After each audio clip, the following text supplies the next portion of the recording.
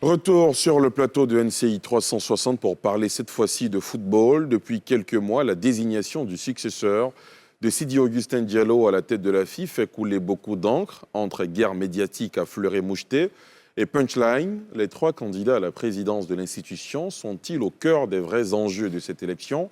Que disent les textes? Quel est le processus électoral qui conduit à la désignation du président de la FIFA? Qui sont les votants? Quel est le contenu des programmes des candidats à la candidature? Pourquoi il n'y a pas de fair play finalement dans cette élection quand on sait que c'est ce qui est censé caractériser le sport roi? Des questions que je poserai à nos invités, essentiellement consultants sportifs et journalistes. Choualio Diomandé, il est directeur général du site d'information Abidjan Sport. Il est journaliste. Bonsoir Choualio. Bonsoir. Nous avons également beaucoup de plaisir à recevoir Mahamadou Sangaré, consultant sportif. Merci d'avoir accepté notre invitation. Merci. Guillaume Aoutou, journaliste également, journaliste sportif à Soir Info. Bonsoir. Et Aristide Nkenda qui est resté avec nous pour commenter cette actualité. Bonsoir à vous, chers invités. Merci d'avoir accepté notre invitation. Alors, tout de suite, nous allons suivre ce reportage de la rédaction et commenter juste après.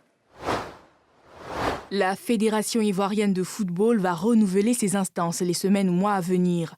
Si la date de l'élection du président de l'organe suprême du football ivoirien n'est pas encore connue, le sujet, lui, déchaîne déjà les passions sur les réseaux sociaux. Entre soutien et invective, la campagne sur le digital bat son plein. Le président sortant Sidi Diallo n'est pas candidat à sa succession. Sont donc en lice 3 candidats dont 2 anciens du régime, Souri Diabaté et Idriss Diallo. Didier Drogba, le 3e de la liste, un habitué des pelouses de foot, veut faire l'expérience de l'administration. Le 16 mai prochain, l'Assemblée générale devant jeter les bases des élections n'aura plus lieu. Cette AG a été reportée sine die par un comité exécutif le 30 avril dernier. Tout le processus électoral est affecté, une autre conséquence du coronavirus.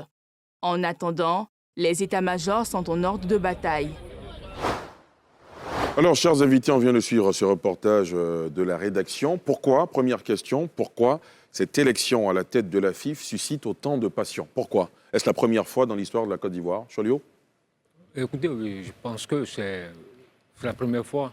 C'est vrai qu'en 1999, le duel entre Dieng Ousseynou et Anouma avait passionné les sportifs. Mais là, cette fois, je pense que c'est plus passionnant puisqu'il y a d'abord un phénomène qui est candidat, Didier Drogba. Donc vous voyez déjà que Didier Drogba, à lui seul déjà, il suscite beaucoup d'engouement. Il a ses supporters, il a ses fans, joueur emblématique, capitaine de Côte d'Ivoire. Et puis il y a aussi le phénomène des réseaux sociaux. Qui amplifie c'est eux qui ont lancé même, c'est eux qui ont lancé cette pré-campagne. Et tous les jours, sur les réseaux sociaux, ça va dans tous les sens. Et puis, il y a aussi, il ne faut pas oublier, il faut le dire, il y a le désamour entre le peuple Côte d'Ivoire et ceux qui dirigent la fédération actuelle. Les derniers résultats de l'équipe nationale ne plaident pas en leur faveur. Donc, il y a un désamour aujourd'hui. Révélateur d'un désamour, forcément. Non, oui, mais aujourd'hui, quand tu prends les derniers résultats de l'équipe nationale de Côte d'Ivoire, ces résultats-là. Didier Drogba a participé à des campagnes qui sont oui, mais quand Didier Drogba a participé à des campagnes... Ça veut pas dire qu'il y avait un désamour entre l'équipe et le peuple. Non, c'était pas le cas, c'est pas le cas aujourd'hui. Aujourd'hui, quand vous avez compé contre l'Éthiopie, quand on s'est fait malmener par le Niger, nous étions un pénalty généreux, on allait perdre ce match au Salifou Boigny, et quand il y a eu le problème avec Kamara Ibrahim, il y a eu le cas de l'affaire Gervino et autres, forcément, il y a un désamour qui s'est créé entre les supporters de l'équipe nationale de Côte d'Ivoire et ceux qui dirigent la Fédération ivoirienne de football. Donc moi je pense qu'il y a Didier Drogba, il y a les réseaux sociaux et puis il y a le désamour. Guillaume Aoutou, vous êtes de cet avis? Non, pas du tout.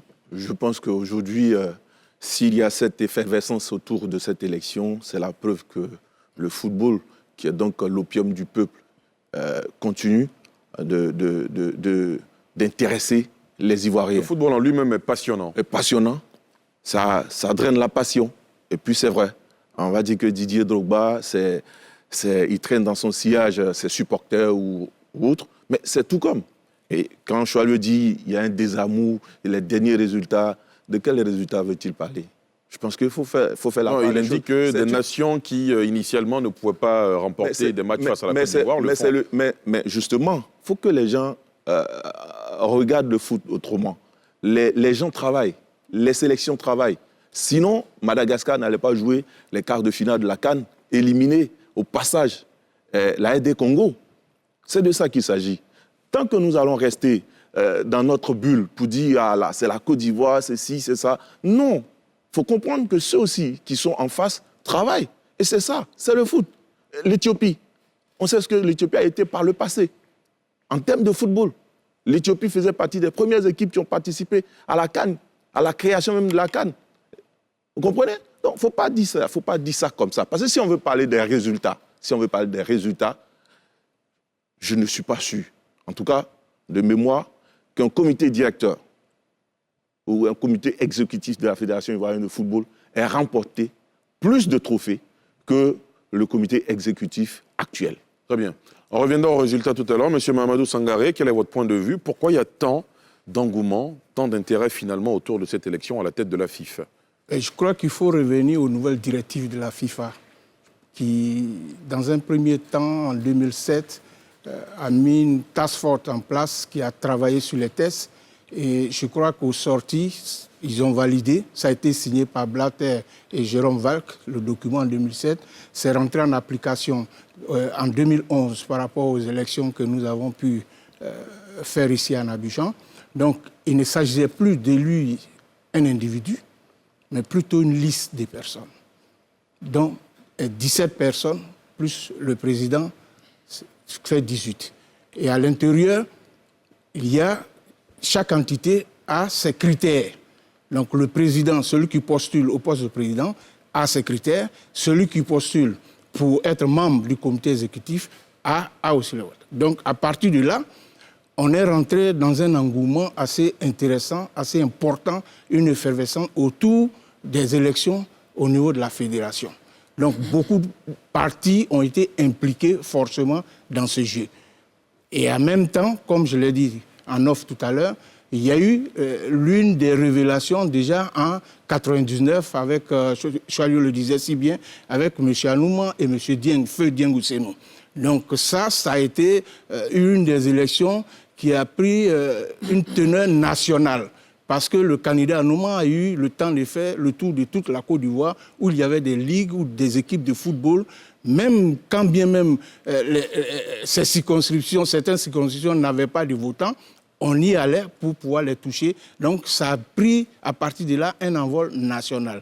Et aujourd'hui, avec ces nouvelles directives, bon, ça a donné un autre contenu. Et là, aujourd'hui, on a, comme le dit Choalio, un phénomène qui arrive, qui se présente, tout le monde le connaît, Didier Drogba.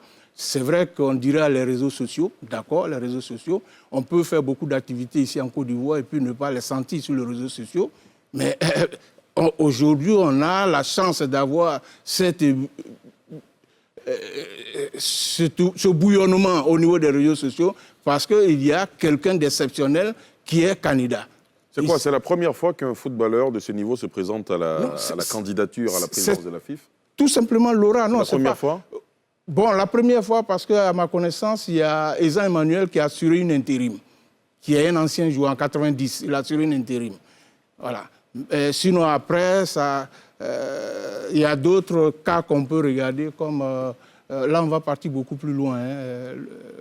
On va partir beaucoup plus loin. Donc, ce n'est pas dans l'histoire moderne du football, l'histoire récente? Non, pas du tout. D'accord. Voilà. Aristide? Oui, ce que je constate, Choalio l'a bien résumé, c'est la présence de Didier qui suscite donc cet engouement. Et la récupération aussi par les réseaux sociaux. Et ce qu'on constate sur les réseaux sociaux, c'est que les gens se font une guerre de supporters. C'est-à-dire, lorsque une des personnalités influentes du monde du football en Côte d'Ivoire prend une position pour supporter tel candidat, ce sont les supporters d'un autre candidat qui lui répondent et qui peut-être lui imposer leur rythme. Attention, ce qui se passe sur les réseaux sociaux, c'est qu'il y a des gens qui vivent des réseaux sociaux et qui cherchent le buzz et qui cherchent des likes. Et quand il y a une situation comme celle-ci, ce sont eux qui enveniment la situation. Parce que, je vous prends un exemple.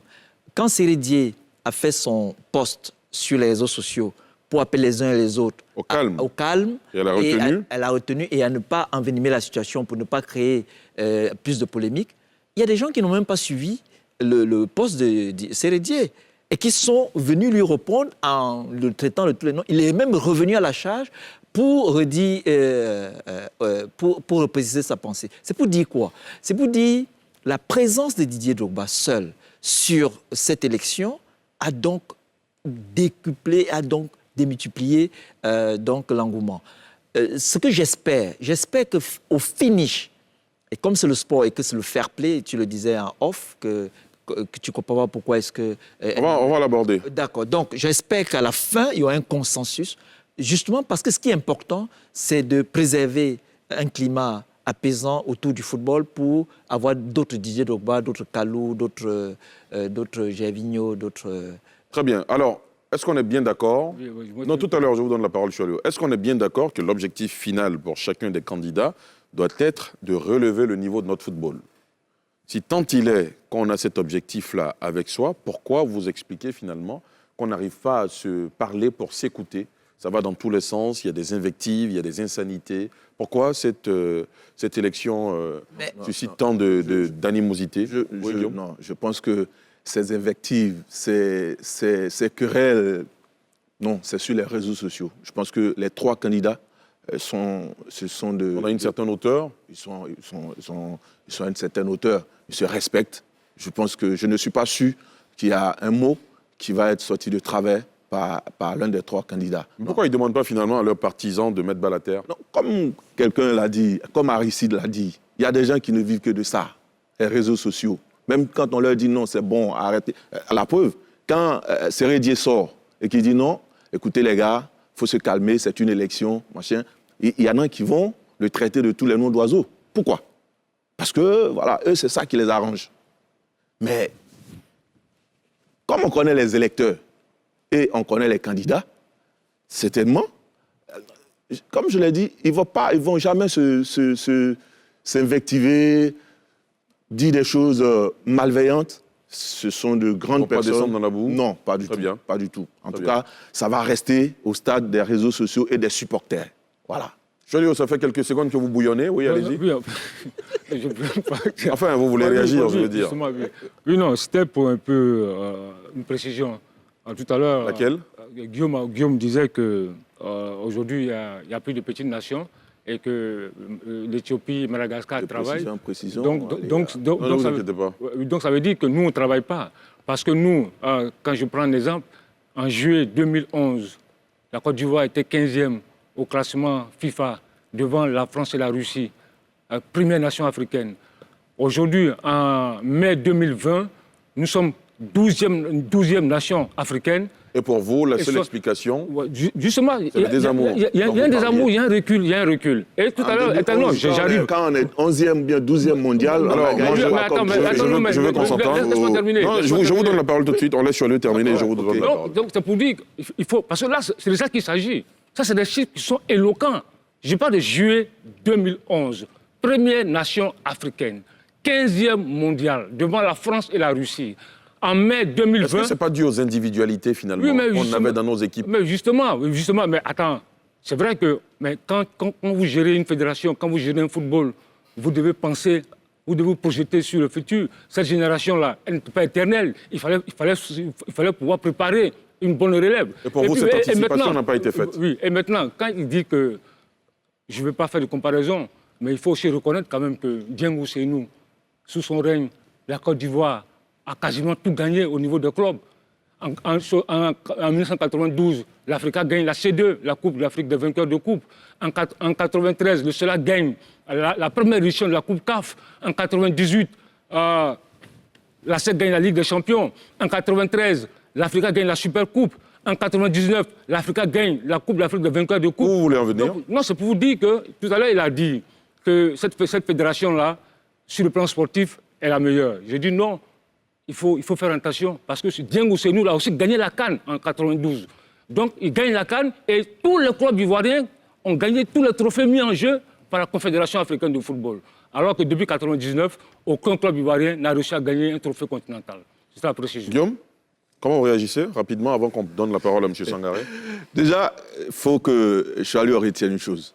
Être première nation mondiale ou première nation africaine, ça ne donne pas de trophée. Quand je regarde, avant 2011, il dit en 2011, on était première nation, on était 12e nation mondiale et tout ça. On a eu combien de trophées? Déjà, il y a ça. Mais quand il me parle des résultats, la Côte d'Ivoire a gagné la CAN 2015 des seniors. La Côte d'Ivoire a gagné la CAN 2013 des cadets. Jamais dans l'histoire du football ivoirien, on a gagné la CAN des cadets au niveau des jeunes. En 2019, la Côte d'Ivoire revient de l'Égypte avec la médaille d'argent des U23, la CAN des U23, qualifiée pour les Jeux Olympiques. En 2014, la Côte d'Ivoire revient de la CAN des dames avec la médaille de bronze. En 2016, la Côte d'Ivoire est revenue du CHAN avec la médaille de bronze. Ça, c'est les résultats. En 2014, le COE Sport de San Pedro n'eût été les palabres à n'en point fini. Le COE serait champion d'Afrique en Coupe de la Confédération. De quelle palabre vous parlez? Oui, parce qu'au moment où le championnat devait être lancé, il y a des clubs qui ont estimé qu'il n'était pas urgent de jouer le championnat, de commencer le championnat. Et du coup, le nombre de matchs qu'ils devaient avoir dans les jambes avant d'aller attaquer une équipe comme le National Al-Ali, ils n'ont pas eu. Et finalement, ça s'est ressenti. Comment ils perdent la finale? Comment ils perdent le trophée? Dans les dernières secondes, alors que tout était fini. C'est de ça qu'il s'agit. Il ne faut pas qu'on nous ramène aux histoires de résultats. Sinon, quand je vous cite ça, c'est vrai. Au niveau des clubs, on n'a rien gagné. Mais au niveau des sélections nationales, on a pratiquement tout gagné. Très bien. Mamadou Sangaré, comment vous réagissez? Bon, je dirais tout simplement que ma présence ici répond à des critères très spécifiques. Savoir qu'on a un football aujourd'hui pratiquement dans le coma. D'où la nécessité d'avoir des programmes d'action de part et d'autre pour pouvoir agir sur le Quels malade. sont les éléments factuels qui fondent votre analyse selon laquelle le football est dans le coma? Dites-nous. Les éléments factuels sont clairs. Stialo en a cité. Mais je dirais tout simplement, comme il le dit, on est aujourd'hui 12e africain, 61e mondial. Donc pour vous, ce classement occupe une place de choix. C'est important parce que lui, il le dit, ça ne donne pas un trophée, mais c'est des choses qui sont importantes. C'est des indicateurs. C'est des indicateurs, non seulement des indicateurs. Quand on a des tirages au sort à effectuer par rapport à la Coupe du Monde, par rapport aux différents chapeaux, la Coupe d'Afrique, il y a des positionnements qui sont dus à ça. Si vous devez rencontrer des équipes plus fortes ou moins fortes, moyennes, ça tient compte de certains critères. Donc, rien n'est inutile dans le fonctionnement footballistique. Donc, ça veut dire que nous avons reculé.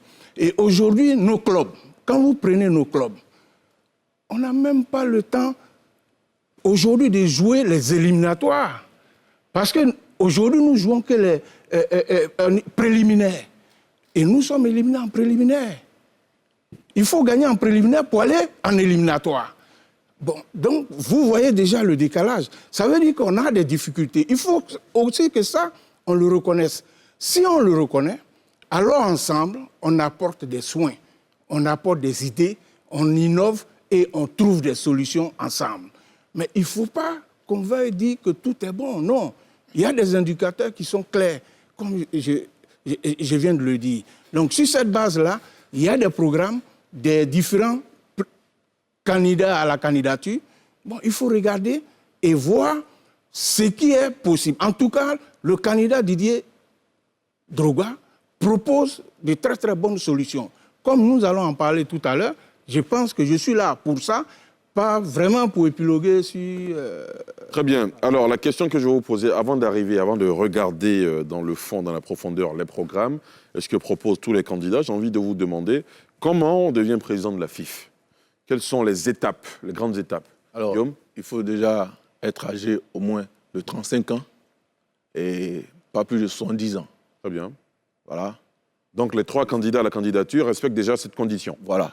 Et puis, il faut avoir le parrainage de 8 électeurs. Voilà. D'accord. 3 de Ligue Alors, 1, 3 de Ligue 1, 2 de Ligue 2, 2 de 2-3 et un groupement d'intérêt. Déjà. Très bien. Alors, précision, ce n'est pas un vote populaire. Non, non. C'est un vote qui est soumis à l'adhésion de 81 clubs et groupes associés. Oui, il faut qu'on revienne Groupe d'intérêt plutôt. aux critères. Là. Oui, allez-y. Il y a des choses importantes dans le critère. Je vous ai dit tantôt, il y a postulé pour être président de la FIF et postulé pour être membre du comité exécutif. C'est différent. Très bien. Voilà. La différence se situe au fait que celui qui postule pour être président, il a l'obligation de proposer la liste des 17 membres sur son dossier de candidature. Et la liste des 17 membres doit être accompagnée d'un chèque de 5 millions de francs. Ce qui n'est pas... Et y a-t-il des critères particuliers qui fondent la désignation des 17 membres? Ou c'est des membres quelconques, on peut mettre le nom de tout le monde? Non, on peut vous coopter sur une liste. Très bien. Si on estime que vous pouvez accompagner le développement du football à un poste bien précis, par exemple... Donc soyons bien clairs, ce n'est pas forcément quelqu'un qui est dans le milieu du football. Non, pas forcément. Pas forcément. Maintenant, Voilà. une précision aussi importante, Oui. c'est que ça, il faut le retenir. Au niveau des candidats, le parrainage, pour que la candidature d'un candidat soit valide, il faut que ce candidat-là obtienne forcément ce parrainage-là. Vous avez dit 8 parrainages. 8 parrainages. D'accord. 3 clubs en Ligue 1, tout à l'heure il l'a souligné, 2 en Ligue 2, 2 en D3 et un groupement d'intérêt. Si tu n'as pas, le candidat qui n'a pas un groupement d'intérêt, sa candidature n'est pas valable. D'accord. Donc, alors qu'il y a Même si on a 10 clubs de Ligue 1, 5 de Ligue 2, voilà, on n'a pas un groupement d'intérêt, voilà, c'est une candidature... Alors qu'il y a 5 groupements d'intérêt. Si un candidat récupère 2 ou 3 groupements d'intérêt, le candidat, je prends le cas, on reste dans ce cas-là, il y a 3 candidats. Si un candidat qui a 3 groupements d'intérêt, comme 3 groupements d'intérêt, un autre qui a 2, je pense que le troisième ne peut pas être candidat. Le dossier ne peut pas être accepté. D'accord. Donc, il y a un élément c'est un élément fondamental, très important, qu'il faut... Donc, au-delà de toute la fièvre qu'il y a sur les réseaux sociaux, il y a de vrais enjeux. Absolument. Est-ce que, selon vos analyses, tous les candidats aujourd'hui ont ces groupements d'intérêt, ces clubs de Ligue 1 et de Ligue 2 avec eux, Sangaré?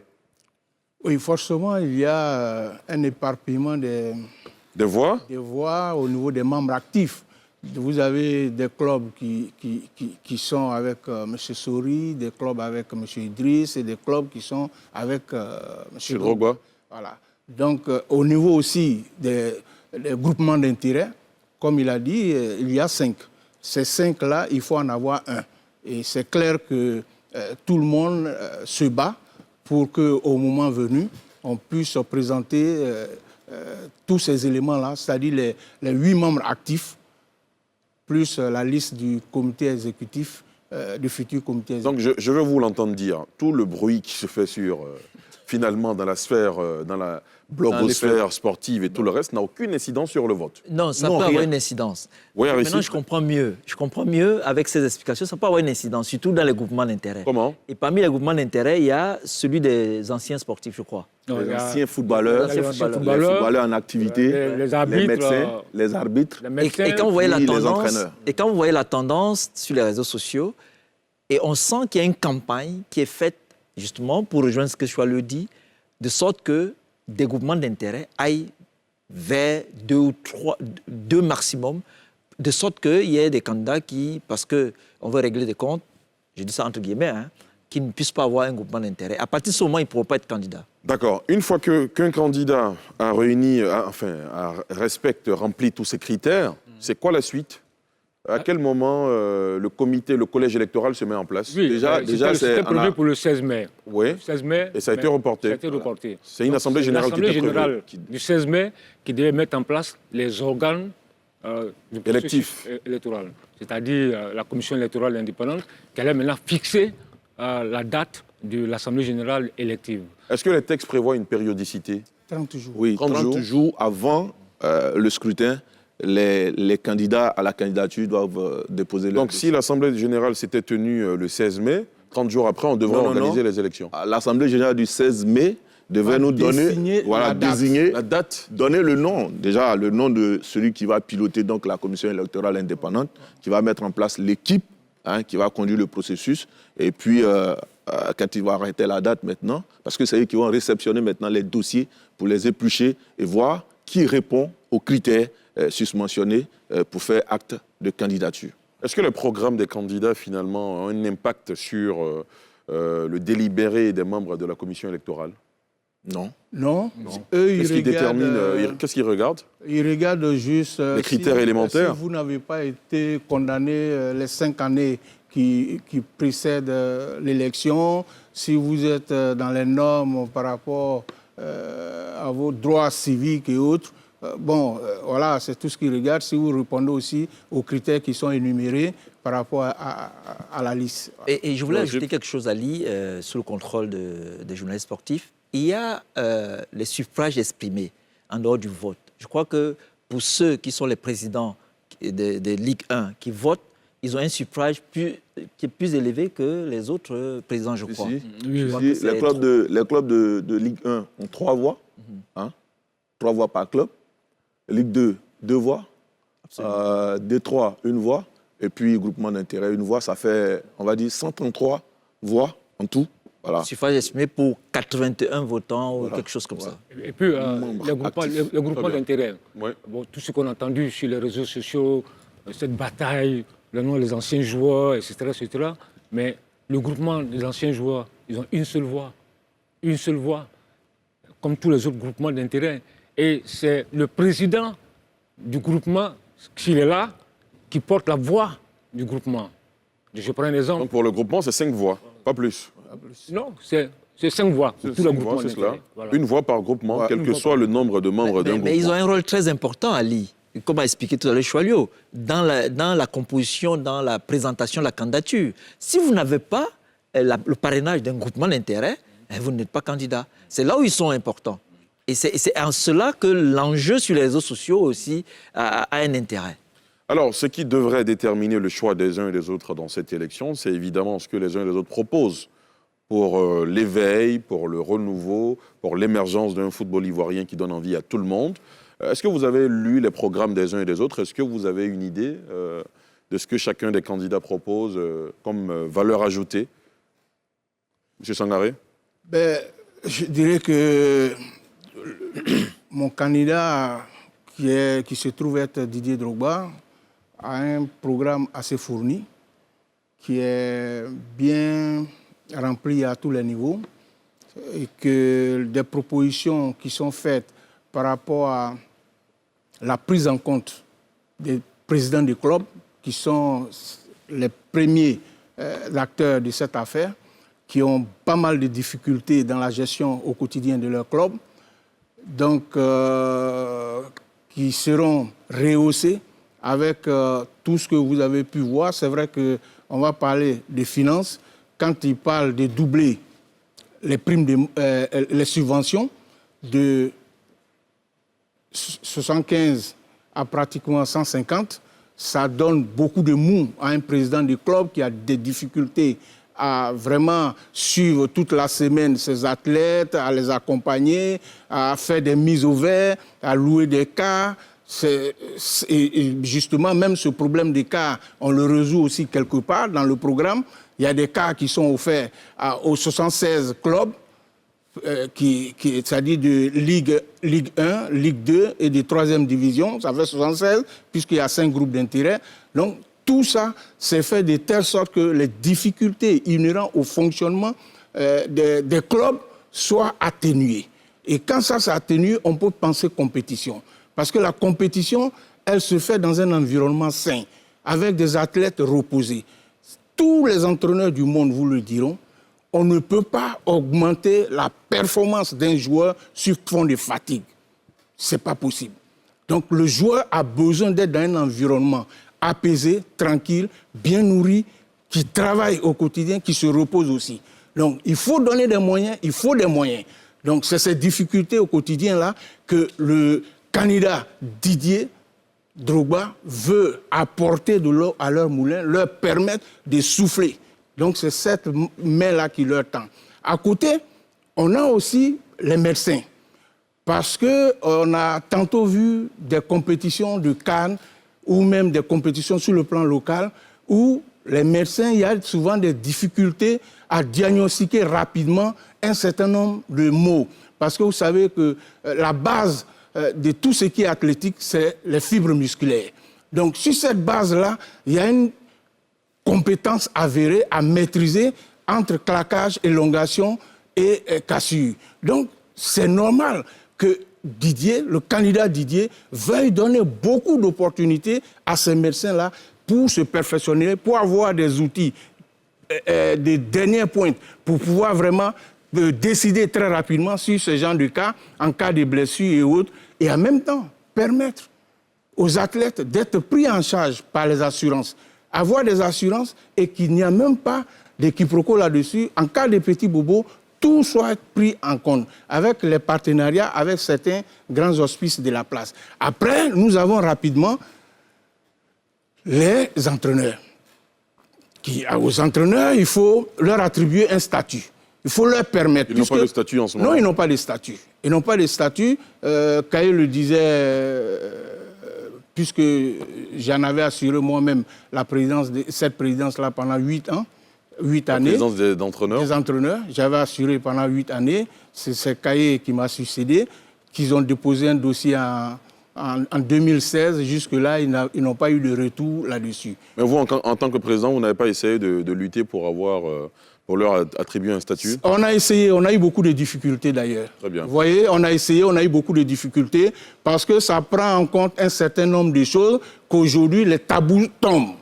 Les tabous tombent, donc ça peut avancer. Parce que celui qui est à la FIF ne souhaite pas avoir certainement les dirigeants sur le dos, ne souhaite pas avoir un certain nombre de présidents de clubs sur le dos. Parce qu'il y a des exigences à mettre en place, d'où la nécessité du cahier des charges. Le cahier des charges va définir un certain nombre de rôles, un certain nombre de devoirs par rapport au président du club à l'égard de l'institution et des joueurs. Donc, il y a tout un tas de trucs, artifices juridiques qu'il faut mettre en place pour permettre aux gens de s'épanouir dans un environnement sain. Donc, Drogba, le candidat Drogba arrive, tout ça, il veut revaloriser. Les anciens, on a parlé tout à l'heure même des anciens. Les anciens, il y a une cellule qui sera mise en place pour essayer d'aider les anciens à soit faire de la formation, ceux qui pourront être recasés dans des corps de métiers le seront, ceux qui ne pourront pas seront accompagnés sur le plan social dans d'autres activités extérieures. En tout cas, il ne laissera personne au bord de la route. Donc c'est un programme alléchant qui permet à la personne de Dédé de faire du candidat Didier, de faire de cette FIF-là la maison des Verts qui répond aux exigences des clubs, des joueurs et de tous les acteurs. Les arbitres, par exemple. On y reviendra. D'accord. Vous avez parlé pendant près de 5 minutes, on y reviendra. Cholio? Oui. Moi, je pense que j'ai jeté un peu coup d'œil sur le programme. Allez-y. Quand je prends le programme de Didier Drogba, il y a un aspect qui m'a impressionné. C'est lequel? C'est-à-dire qu'il parle de régionalisation du football. C'est-à-dire, je donne un exemple. Issia, Ouazi, doit pouvoir jouer à Issia. Bassam doit retourner à jouer à Bassam. Est-ce que dans ce cas, il faut inclure les infrastructures? Oui, non, j'ai vu, justement, j'arrive. Et là, pour accueillir ces clubs-là, si ces clubs-là doivent retourner à leur base, il faut des infrastructures. Et dans ce programme-là, on parle de stade évolutif. Ceux qui ont eu la chance de voyager, qui sont allés au Brésil, qui sont allés en Égypte, on a vu tous ces stades évolutifs. C'est des stades de 3 000, 5 000, 10 000 places. Donc, c'est-à-dire une équipe comme la Gita Bangourou, qui va jouer à Bangourou dans un stade. Parce qu'il y a un candidat qui parle de mettre des pelouses synthétiques. Mais lui, il va au-delà de ça. Il dit que c'est des stades évolutifs. C'est-à-dire qu'à Bangourou, à un stade évolutif de 3, 5 000 ou 10 000 places, à Bangourou gère ce stade-là. C'est-à-dire que les recettes de ce stade appartiennent à la Gita Bangourou. Si un jour, de Bordeaux, où José veut faire un concert à Bangourou, sur ce stade-là, ces artistes vont s'adresser aux dirigeants de la Gita Bangourou. Donc vous voyez, au-delà même des matchs, il y a encore d'autres sources de revenus. Et ça, moi, ça m'a impressionné. Parce que c'est vraiment révolutionnaire puisque j'ai eu l'occasion, on a voyagé beaucoup, on est allé au Brésil, on a vu ce stade-là, vous allez au Caire, dans tout le recoin du Caire, il y a ce stade évolutif avec des pelouses nickel, avec de l'électricité, avec des vestiaires propres. Donc moi je pense que ça va permettre aux clubs là de retourner dans leur région. Parce qu'aujourd'hui, il faut le dire, on assiste à un championnat d'Abidjan. Ça, c'est un championnat le championnat de Côte d'Ivoire, c'est un championnat d'Abidjan. Tout le monde joue à Abidjan. Mais quand ces équipes-là vont jouer sur les bases, Issia joue à Issia, l'Asie joue à Bangourou, vous imaginez un peu un match Africa-Asie à Bangourou ou ASEC-Asie. Moi, à l'époque, il y avait des matchs ASEC-Bassam, Africa-Bassam à Bassam. Il y avait du monde, ça drainait du monde. Il y a 2 ans de cela, je suis allé à Bondoukou. J'ai couvert les 2 derniers sacs de la Standard. Je vous dis, j'ai eu la chair de poule. Pourquoi? Parce que, à la fin du match, lorsque l'équipe de Tanda a quitté le stade à l'intimité de Bondoukou, toute la population de Bondoukou est sortie pour saluer l'équipe de Tanda. Jusqu'à Tanda, tard dans la nuit, la population de Tanda est sortie pour saluer l'équipe. Vous voyez là, c'est ça. Il faut que le football retourne dans les régions. Ça, c'est très important. À l'époque, lui, il peut le dire, à Daloa, il y avait le Réveil. À Gagnoua, il y avait la grande équipe du Sporting. À Mans, il y avait une grande équipe. À Bassam, il y avait une grande équipe avec le Niang Seydou et autres. Moi, je pense que là, quand j'ai lu le programme de Didier Drogba, je me suis dit, tiens, il a touché l'un des points importants. On dit qu'il n'a pas d'expérience. Mais là, il vient de démontrer que sans expérience, il a déjà vu le problème. Maintenant, quand j'ai lu encore le programme du candidat Idriss Diallo, parce que vous avez assisté à la crise au palabre entre les clubs. Le fond du problème, c'était quoi? C'était la gouvernance. C'était la gestion du football ivoirien, l'argent du football ivoirien qui était mal distribué.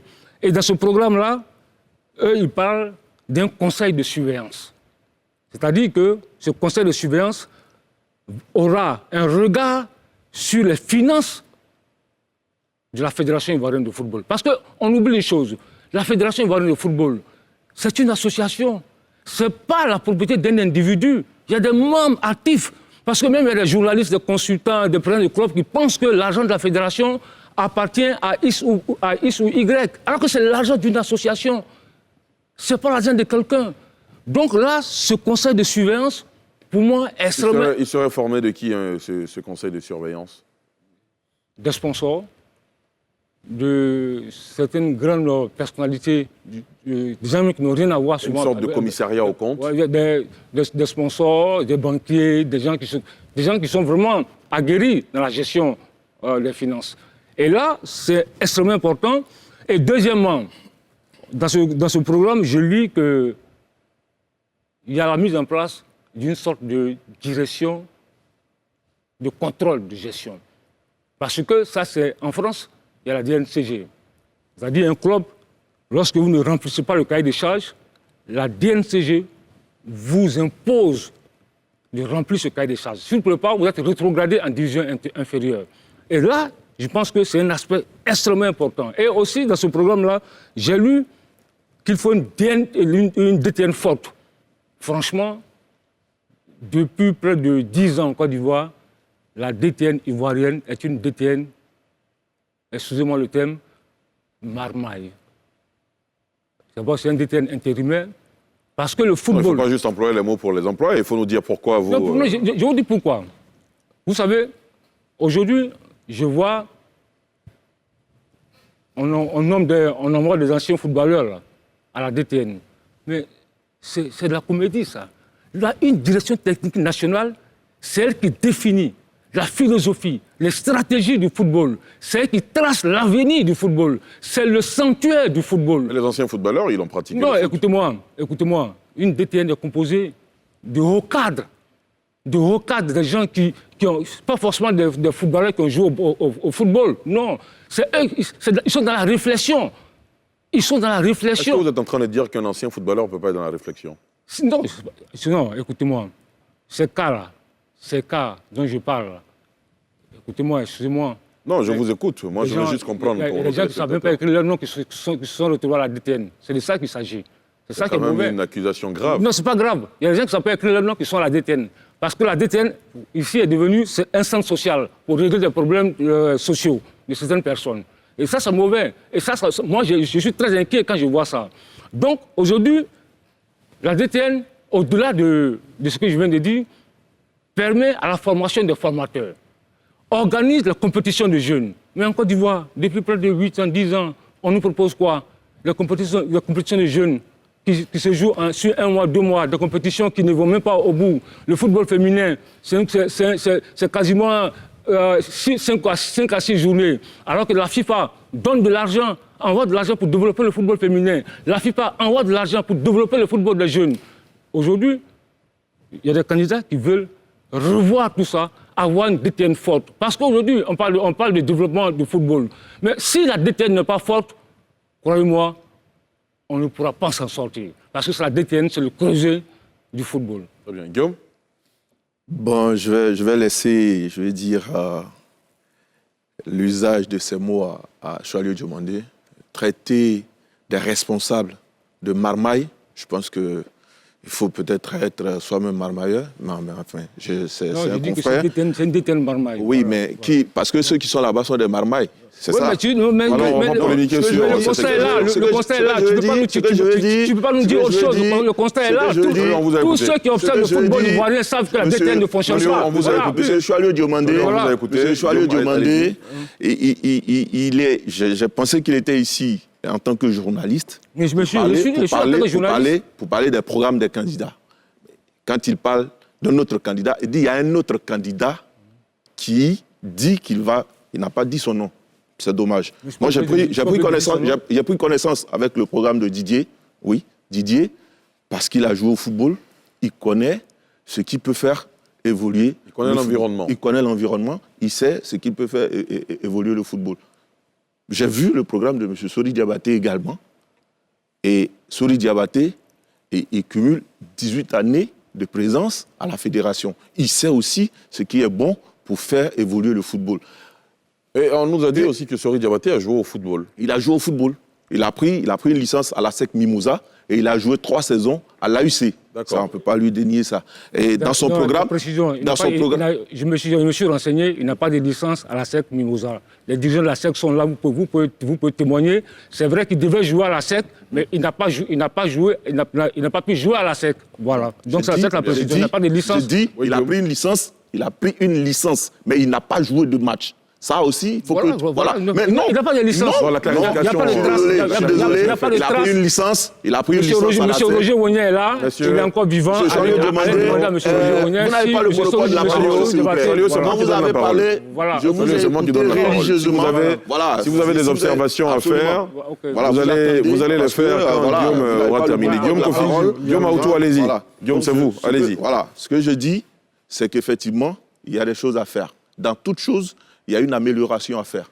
Au niveau de la gouvernance, oui, il y aura une amélioration. Et il a dit, Sori Diabaté, il va avoir régulièrement des rencontres pour faire le point de la situation financière au club. Parce que quand les gens ils disent, par exemple, l'argent de la FIF, les gens, c'est... Non, mais les clubs qui sont membres actifs, quand il y a les assemblées générales, on leur fait le point de leur argent. Ils savent. Mais les gens veulent que les dirigeants viennent sur le plateau, un plateau de télévision ou bien de radio, pour dire, voilà, on a eu 100 milliards, voici comment on a dépensé. Ouais. Non. C'est pour des gens, ils sont responsables devant les clubs. Donc pour vous, cet argument selon lequel il n'y a pas de transparence ne tient pas la route. Les clubs disent qu'il n'y a pas de transparence. Alors, le candidat Sori, il a décidé, s'il est élu, il décide de créer des ligues supplémentaires. Il y aura la Ligue jeune qui va donc réfléchir au football des jeunes. Mais quand les gens ils parlent, quand ils disent qu'il n'y a plus de championnat de jeunes, mais les gens vont peut-être un jour nous expliquer comment la compétition des jeunes, qu'on appelait Talent en herbe, qui était donc sponsorisée par une maison de communication en Côte d'Ivoire, comment cette compétition a pu disparaître. Parce qu'elle a révélé des joueurs comme Zagbayou, comme Mansou Kouakou Moroso, comme Ngossa Antoine. Et nous avons été témoins de ça. Voilà. Et donc, il va y avoir la Ligue jeune, une Ligue féminine, et puis la décentralisation qui va passer, qui va se résumer à une hausse du nombre de ligues. Aujourd'hui, il y en a 12. On va passer à 16. Et il compte s'appuyer sur les mairies pour que, effectivement, les mairies soient des interlocuteurs pour qu'ils puissent céder des locaux à ces ligues-là. Et puis, effectivement, parce que les gens, ils oublient une chose. Les infrastructures sportives, les terrains, là, ce n'est pas les fédérations qui construisent les terrains. Ça, c'est une réalité. Aujourd'hui, il est question, avec les projets FIFA Forward, de faire en sorte que les pelouses synthétiques aillent à l'intérieur du pays maintenant, pour qu'effectivement, le championnat redevient national. Mais aujourd'hui, si on vit cette situation de championnat de Côte d'Ivoire, qui est un championnat d'Abidjan, c'est parce qu'il y a des impératifs par rapport aux diffuseurs. Parce qu'on ne peut pas aller montrer un match sur un terrain dénudé. Ça aussi, c'est une réalité. Et puis, la crise de 2002 est passée par là. Les clubs de l'intérieur qui sont venus à Abidjan, il y en a qui n'ont plus, franchement, envie de retourner parce que tous leurs joueurs résident à Abidjan ici. C'est plus facile pour eux de laisser les joueurs dans leur... non, mais tout ça va prendre fin. Parce que avec l'organisation de la CAN en 2023, c'est 6 nouveaux stades qui répondent aux normes internationales qui vont être construits avec les terrains d'entraînement. Et Sori Diabaté, il compte prendre 10 hectares sur l'espace qui est à Ibimpe, qui abrite donc le stade olympique, pour faire 10 stades d'entraînement. Parce que ça aussi, c'est une vérité. Les clubs n'ont pas de stade d'entraînement. Et si tu n'as pas de stade d'entraînement, c'est difficile d'apprendre à jouer au football. Donc, il y a de l'argent qui sera dégagé, près de 200 millions pour les clubs. Chaque club qui va donc venir avec... 200 millions à l'année? Oui, qui va donc venir avec les preuves d'un terrain qu'il dispose, avec les papiers, aura 25 millions pour construire son terrain d'entraînement. Et puis, il a pensé aux anciens joueurs pour leur réinsertion ou leur reconversion. Voilà, il va falloir les former. Il y a beaucoup de métiers autour du football. Ce n'est pas seulement être entraîneur. Je suis désolé. Tu peux vidéaste, tu peux être manager. Donc, il va aider ces anciens vraiment à se reconvertir après leur carrière de football, parce que vraiment, quand on voit certains, ce n'est pas la rose. Et puis, il y a une épargne retraite qui est prévue pour les anciens joueurs, de sorte que... Jusqu'à présent, il n'avait pas d'épargne retraite. Il n'avait pas d'épargne retraite. Mais parce que, voilà, les joueurs eux-mêmes, il y en a qui vivent au jour le jour. Très bien. Quand j'ai entendu l'aîné dire c'est pour les entraîneurs, c'était compliqué de mettre en place, je veux dire, leur statut et tout ça. Non. Mais quand les présidents de club s'asseyent pour dire, écoutez, maintenant, pour qu'il y ait un entraîneur sur le banc de touche, il faut qu'il y ait la licence A fédérale. Mais à partir de ce moment, vous devez vous battre pour qu'on puisse aussi vous payer à la hauteur de votre formation et de votre niveau. Donc ce n'est pas la faute de la fédération. Mais non, parce qu'il faut se battre. Je prends le cas des journalistes. Aujourd'hui, on s'est battu pour qu'il y ait, pour qu'on puisse payer les journalistes à la convention collective. Même si, dans les faits, il y a des patrons qui sont réticents. Choilio, c'est un patron. Bon, d'accord. Fait partie de... Très bien, on vous a bien compris. Aristide, vous qui représentez un peu l'œil extérieur sur ce plateau, Ouais. Quand on entend les consultants ici sur ce plateau développer les différents pans des programmes des candidats, moi je me rends compte que par certains endroits, on a des similitudes. Absolument. Et c'est Quand pour ça- quand Choilio et M. Sangaré parlaient tout à l'heure de régionalisation du football, on entendait Guillaume Maoutou parler du programme de Sori Diabaté qui évoquait une proximité avec les mairies, avec les collectivités territoriales. Est-ce que finalement, tous ces candidats ne doivent pas s'asseoir pour se parler et trouver le meilleur pour le football ivoirien, Choilio? Ouais, moi, je pense qu'effectivement, là, vous posez une très belle question. C'est là que se situe l'enjeu. C'est-à-dire que les programmes, tout le monde peut écrire un programme, tout le monde peut élaborer un programme, mais c'est l'homme, c'est le leadership c'est celui qui porte le programme qui fait la différence. Parce qu'aujourd'hui, le football ivoirien, je vais vous dire une chose, le football ivoirien a besoin de ressources financières. Le football ivoirien a besoin de moyens financiers pour développer ce football-là. On a besoin de moyens pour développer les infrastructures. On a besoin de moyens pour accroître les droits télé, les subventions des clubs. Pensez au football amateur, c'est-à-dire les centres de formation, les championnats de division régionale, etc., etc. Donc aujourd'hui, le football ivoirien a besoin de ressources. Et aujourd'hui, c'est pourquoi les programmes, moi, quand tu regardes les programmes, c'est vrai, effectivement, tous ces programmes-là sont presque similaires, mais ce qui va faire la différence, c'est celui qui sera capable d'aller chercher les ressources. Est-ce que déjà vous pensez que asseoir, aplanir toutes les divergences et s'asseoir pour se parler, c'est possible? M. Sangaré? Ça peut être possible à la condition que, comme il a dit Choalio, celui qui incarne le projet soit quelqu'un de neuf, quelqu'un qui peut, pas neuf pour du neuf, mais qui a vraiment réuni toutes ses compétences, toutes ces valeurs-là, qui peut aller chercher les moyens là où ça se trouve pour nous permettre de coller à ce développement. Parce que les infrastructures, ça coûte beaucoup d'argent. Mais en le disant, ce n'est pas que Drogba sorte, le candidat Drogba sorte de l'argent de sa poche.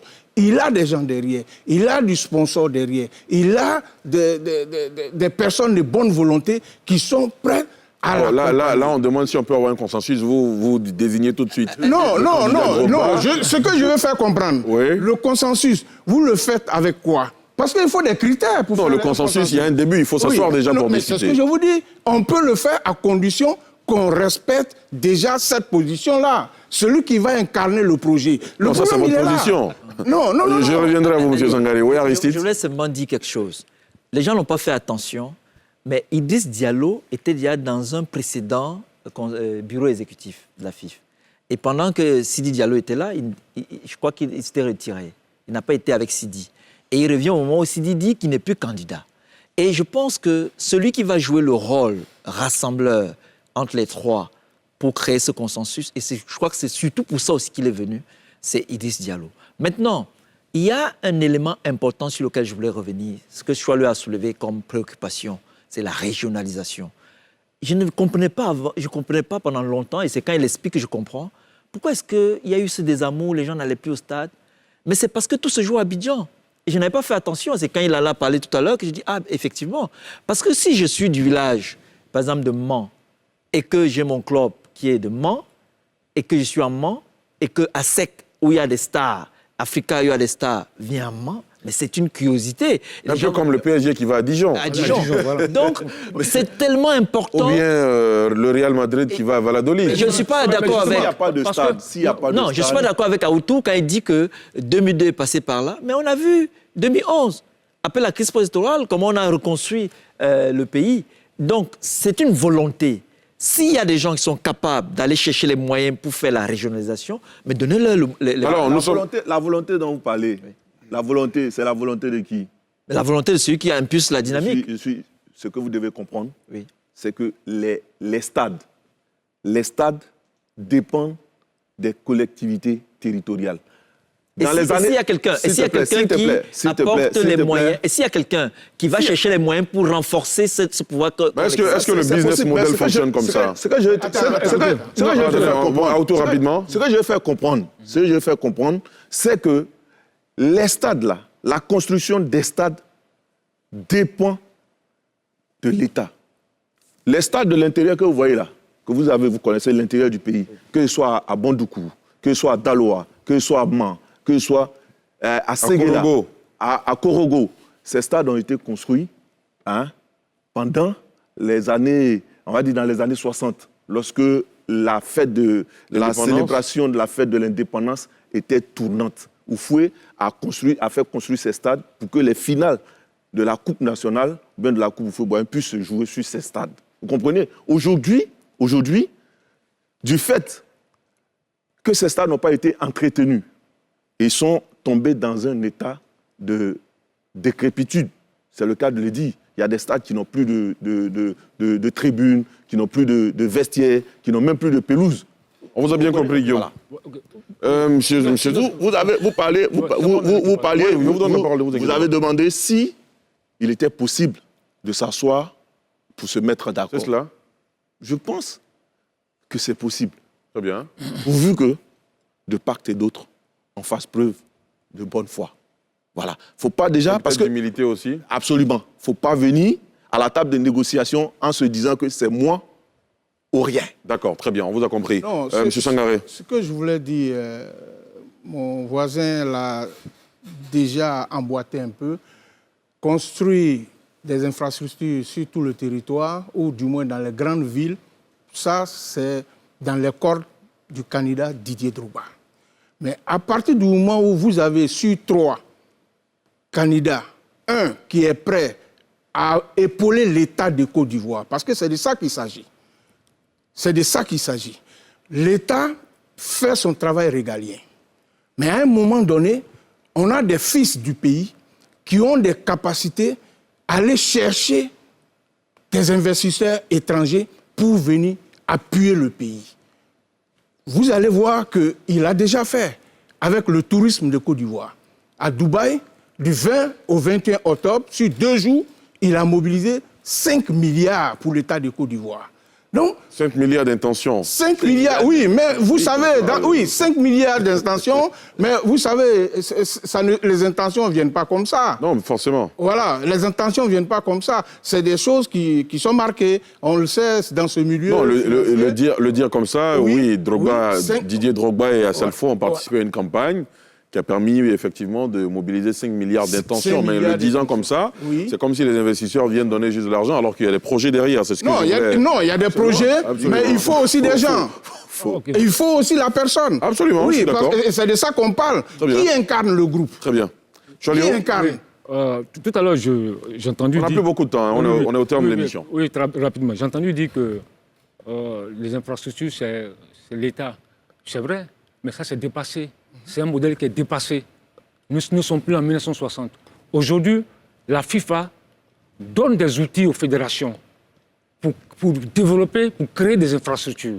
Quand vous allez en Mauritanie, vous allez en Ouganda, en Éthiopie, en Somalie, les présidents des fédérations là-bas ont développé des infrastructures.